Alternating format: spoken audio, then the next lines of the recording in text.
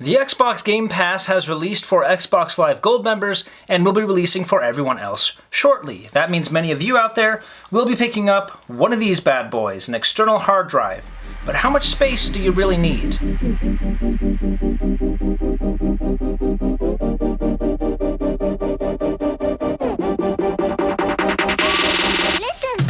If you're like me and you're still rocking the OG Xbox One, that means that you only have a measly 500 gigs to rub together, which by today's standards is basically nothing.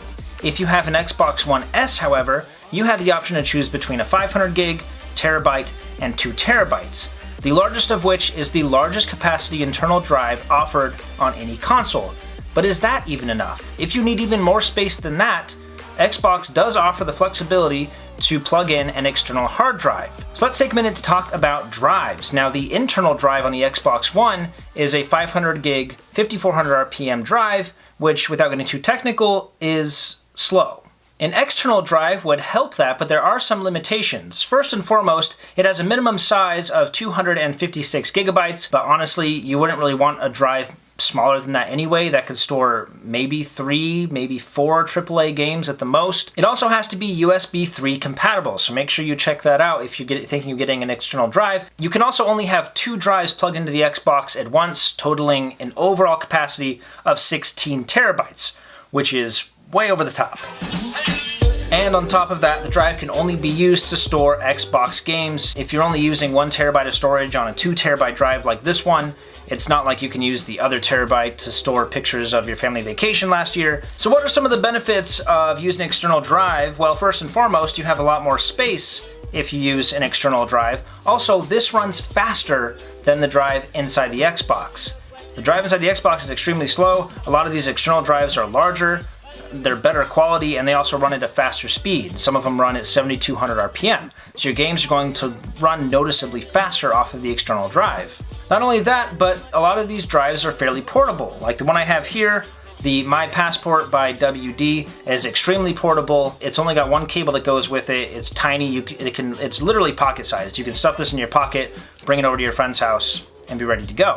Which, on that note, that alone is a huge reason to get an external drive. I don't have a single game stored on my physical Xbox because all I need to do is unplug this drive and plug it into someone else's Xbox, and I'm ready to go. I just sign into my profile on their Xbox, it downloads my game data, but the game itself is stored on this drive. So how would you go about installing one of these drives? Well, some of them come pre-formatted. If not, you do have to format the drive so it's compatible with your Xbox. Don't fall for the scams out there, people saying that, oh, you can only buy this drive because this works with an Xbox.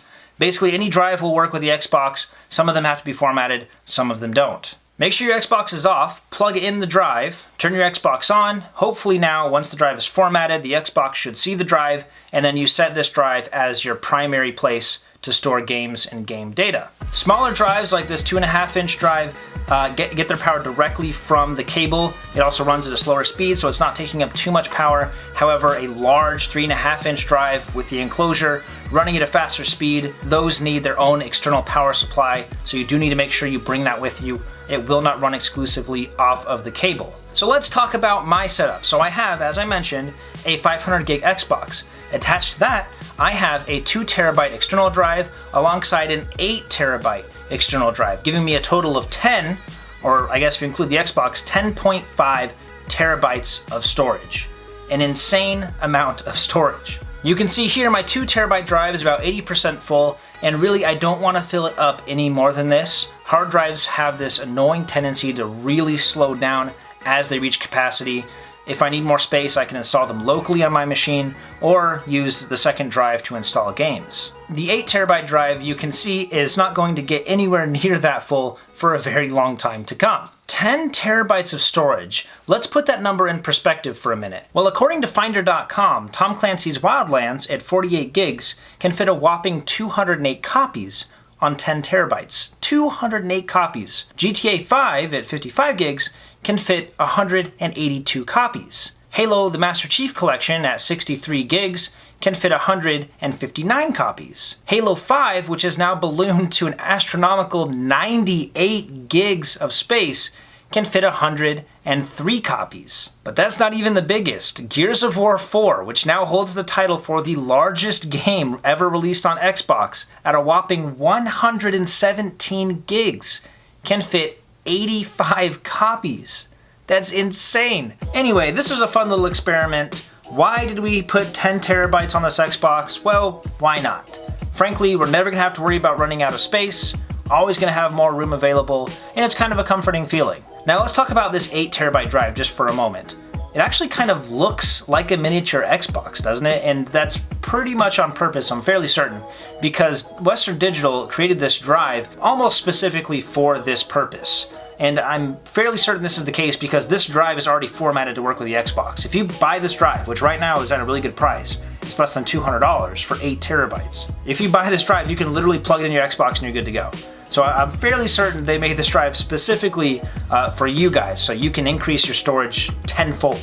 But honestly, usually external drives are a bit of an eyesore and we try our best to hide them, but it's actually kind of cute to have a miniature Xbox right alongside a full-size one. But that's just me. But what else can you do for $200? Well, you have an interesting dilemma, because you could get 8 terabytes of space, or you can get half a terabyte of solid state space. Now, I mentioned in a previous video when we did a swap from a hard drive to an SSD, you can check out that video on the card above, how much faster a solid state is compared to a hard drive. So your load times are going to be cut basically in half across the board, and for a lot of people that's worth it, especially if you don't need 8 terabytes of space. It's harder to find external solid state drives. A lot of times you have to buy the solid state, and you have to buy an enclosure, and you have to buy a cord that will go from the SATA connector to USB 3.